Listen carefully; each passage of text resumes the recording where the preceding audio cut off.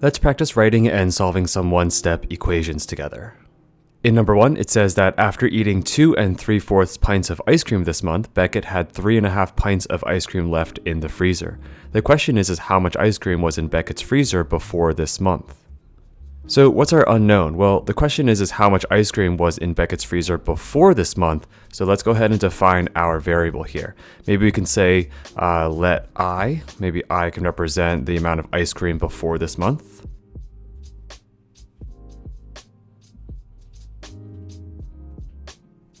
And if we know that Beckett had eaten some of this ice cream, that means that some of it must have been subtracted from the freezer. So if we're going to go ahead and write an equation here, we could say the amount of ice cream that Beckett had before minus the 2 3/4 pints that Beckett ate results in how much he had afterwards, which is going to be 3.5 pints are left in the freezer after he ate the 2 3/4 pints. All right, so we see subtraction is the operation in this equation. So if we want to go ahead and figure out how much ice cream there was before, our inverse operation here is going to be addition. So let's go ahead and add the 2 3/4 pints of ice cream back into the freezer. Let's kind of go back in time here. Let's add it back in so that we have it in the freezer again. So let's go ahead and do that to both sides. If we go ahead and do that, the negative 2 3/4 and positive 2 3/4 are opposites. And whenever you combine opposites, you always end up with 0. So that's using the inverse property, the additive inverse property. So we have I plus 0, and that's equal to, and let's see on the right side of the equation, let's go ahead and figure that out on the side. So if we go ahead and take this 3 1/2 and we have to add this 2 3/4, we're going to need some common denominators here. So these aren't too bad. 2 and 4 meet for the first time at 2. So we can just multiply this fraction by 2 over 2 and multiply this fraction by 1 over 1. Or we can just leave it alone if you know what is going on there. And so if we go ahead and do that, this is going to be 3 2/4. And then we're going to be adding on 2 3/4. Now, if you go ahead and add these two together, we're going to get a total of 5 if you add the whole numbers, and then 2/4 plus 3/4 is going to be 5/4. Now, if you go ahead and regroup here, this is the same thing as 5 plus, and then 5/4 is the same thing as 1 1/4. So you can say this is going to be a total of 6 1/4. Okay, so if we go ahead and add this 3.5 and 2 3/4, we're getting that there must have been 6 1/4 pints of ice cream before this month, before Beckett had eaten some, right? Now let's go ahead and use the identity property of addition. That just means that anything plus 0 stays the same, so I plus 0 is just I. So I is equal to 6 1/4.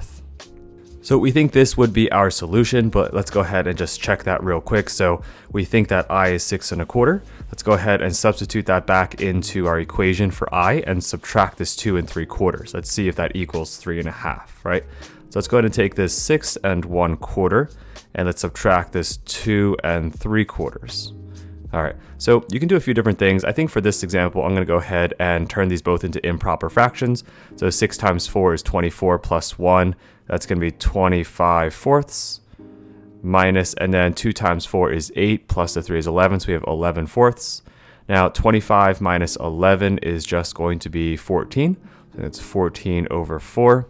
Now as a mixed number, how many times does 4 go into 14? Well, it goes in 3 times with 2 left over. So it's going to be 3 2/4, which simplifies down to just being 3 1/2. So you can see here that this 3.5 over here that we just got matches this 3.5 over here. So we know that this must have been true. So what are we going to write for a conclusion here?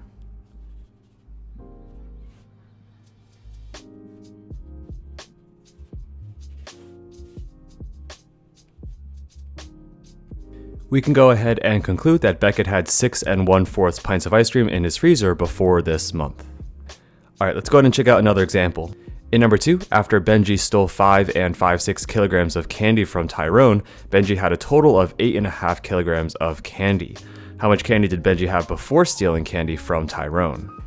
So let's go ahead and define a variable here. The question does say, and the context here does say, how much candy did Benji have before stealing? So let's see, if we don't know how much he had before stealing, that can be our variable.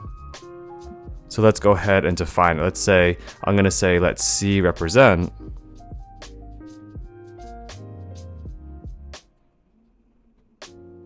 the amount of candy that Benji originally had.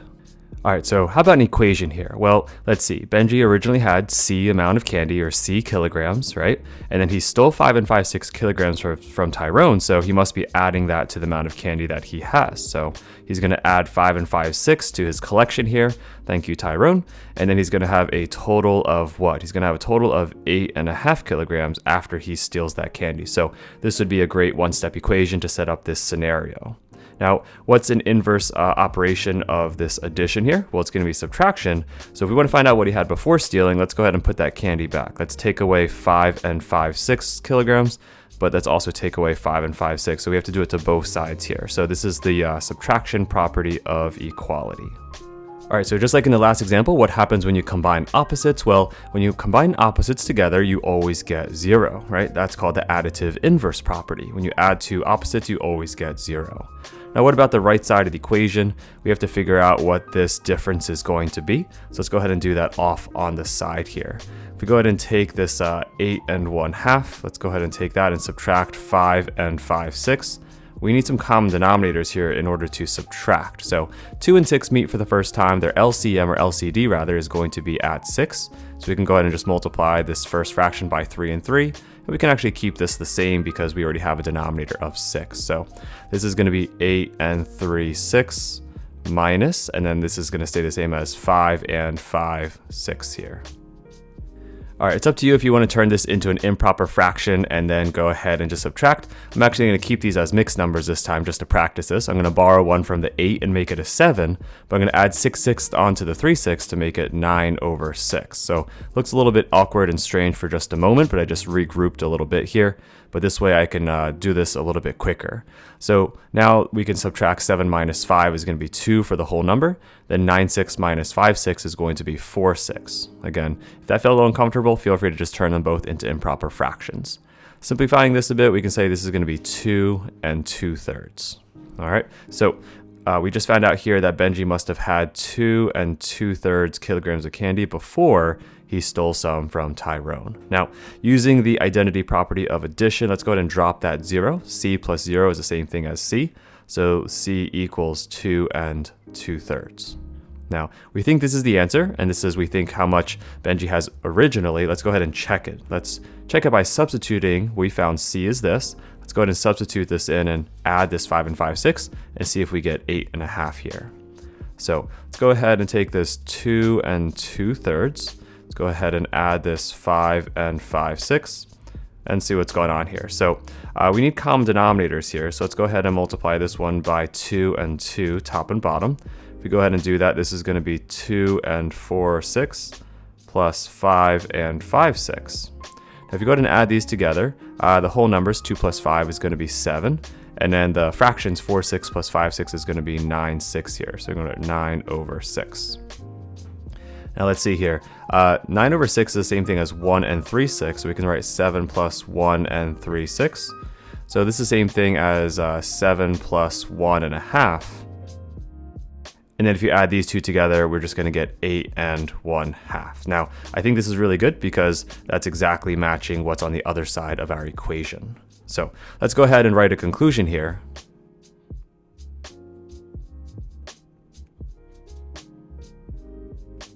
And say that Benji originally had 8.5 kilograms of candy before stealing some from Tyrone.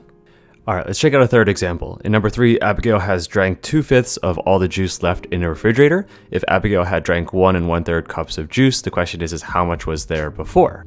So the key word for this particular problem is the word of here. We actually just know that Abigail is drinking 2/5 of all the amount of juice that was in the fridge. So it's not like one of those subtraction problems where we have an unknown, we take away what she drank and we know what's left afterwards. The question is actually asking how much she drank in the beginning. So if she drank 2/5 of all the juice, we have to go ahead and figure out what was 5/5 or all of the amount of juice that was there before.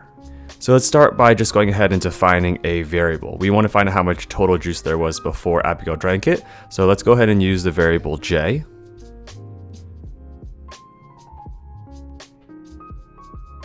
Represent the amount of juice before Abigail drank some. All right, so let's see here. We know that of means multiplication, so we know that Abigail drank 2/5 of all that juice. So that's going to be 2/5 multiplied by whatever the total amount of juice was. We don't know what that is, so that's just going to be multiplied by j. Think about this 2/5 as a coefficient where it's a number that's being multiplied by a variable. So 2/5 of all the juice is what Abigail drank, which is this 1 1/3 cups. All right, so 2/5 of all the juice is what she drank. This is going to be our one-step equation, right? So how are we going to get this j alone? Well, we know the operation here is multiplication because 2/5 is a coefficient. So what's going to be the inverse operation? Well, the inverse is going to be division. Let's go ahead and divide both sides by 2/5 here. If you go ahead and divide by 2/5, notice what's going to be happening on the left side of the equation. On the left side here, we have this 2/5 over 2/5, and anything over itself is just equal to 1, right? So if that's the case, we're going to end up with a coefficient of 1 and say that 1j is equal to, and then let's go ahead and figure out what this is on the right side of the equation. So let's see, 1 1/3, I'm going to write 1 1/3 divided by 2/5. Now, how do we divide fractions? Well, we can go ahead and turn the 1 1/3 into an improper fraction. So that is the same thing as 4/3. And so we have this 4/3 divided by 2/5. And how do you divide these improper and proper fractions? Well, we can take the first fraction and actually multiply it by the reciprocal of the second fraction. So flip that 2 or 5 over to make it 5 over 2. Now it's just a multiplication problem. 5 times 4 is 20. 3 times 2 is going to be 6. And you can go ahead and divide both the numerator and denominator by their GCF of 2 here. And we can see that this is going to equal 10 over 3. Now turning this into a mixed number, we can say this is going to be 3 1/3. So what is 1 1/3 divided by 2/5? Well, it turns out that's going to be 3 1/3. That's actually how much juice there was before Abigail drank some. All right. Now, using the identity property of multiplication, 1 times j is really just j, right? 1 times anything is that number itself or that term itself. So the amount of juice there had to have been before is 3 1/3 cups. Now, if we're a little skeptical about this and we want to check it, let's see. We know that Abigail drank 2/5 of whatever the amount of juice was, and we think that's going to be 3 1/3. So let's go ahead and substitute that in here and check. So if we take this 2/5 and we multiply this by 3 1/3, what should we get? We should get that that's going to be the 1 1/3, but let's see if that's the case here, right? Let's take this 2/5, that's fine, leave it alone, and then 3 1/3 as an improper fraction is going to be 10/3. All right, so let's go ahead and just multiply the numerators. 2 times 10 is going to be 20, and then 5 times 3 is going to be 15. All right, so at this point here, we have improper fraction. If we want to go ahead and simplify this, we can divide them by their GCF of 5. And if you divide them both by 5 here, we're going to end up with 4 over 3, which as a mixed number is 1 1/3. Now, that's really good for us because this 1 1/3 actually matches exactly what Abigail drank. So we know the total amount of juice beforehand was 3 1/3. Abigail drank 2/5 of that amount, and that equated to 1 1/3 cups of juice. So let's go ahead and write in conclusion.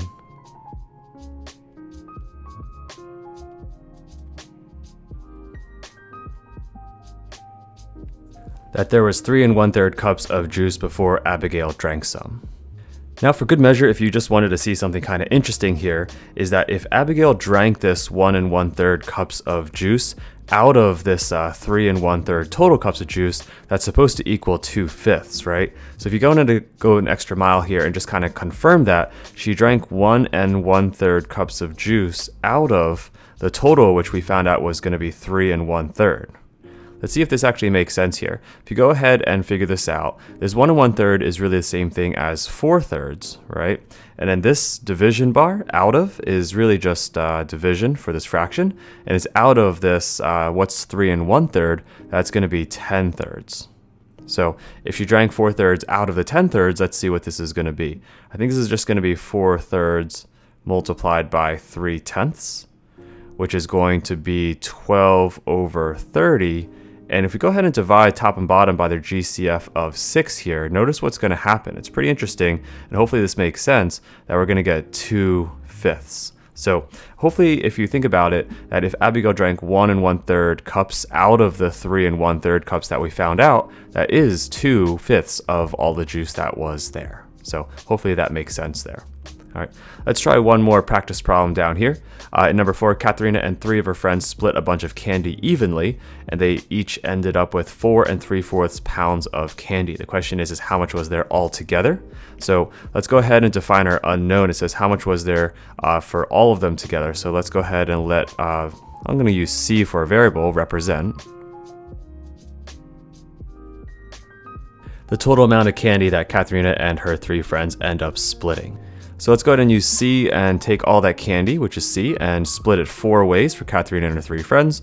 And each of them are going to end up with 4 3/4 pounds of candy. So this would be our one-step equation that would represent this really well.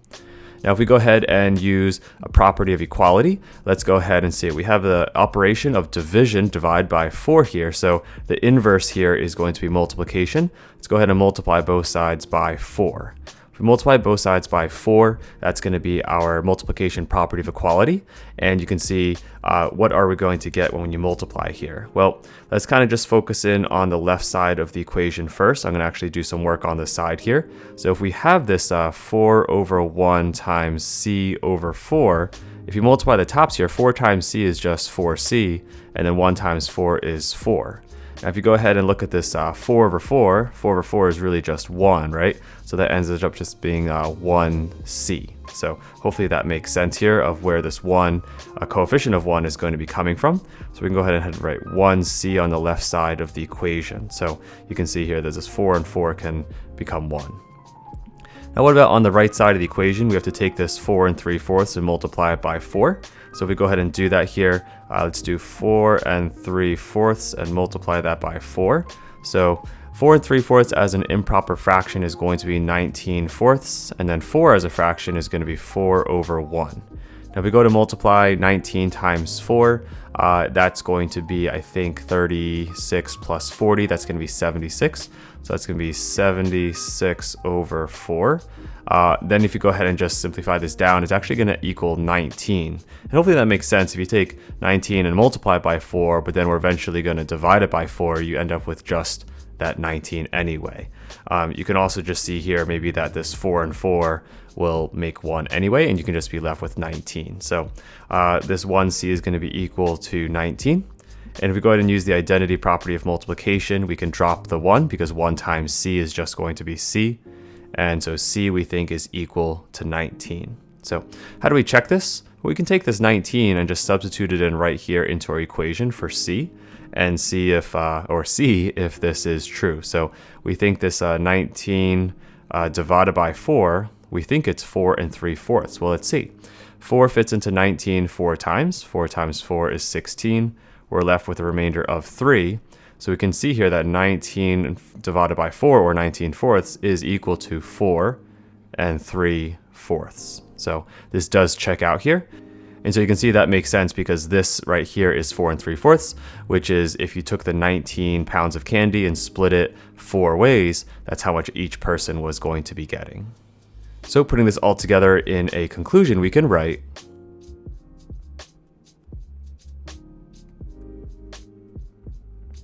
that there was 19 total pounds of candy for Katharina and her 3 friends to share. All right, so there you have 4 different practice problems of applications of one-step equations. In each of the 4 problems, one of them had addition, one had subtraction, one had multiplication, and one had division. So hopefully you found the video helpful in understanding how to tackle these types of application problems a little better. If you feel like the video helped you, please consider giving it a thumbs up and sharing with a classmate or friend who might also find it helpful. And as always, keep up the great work that you're already doing.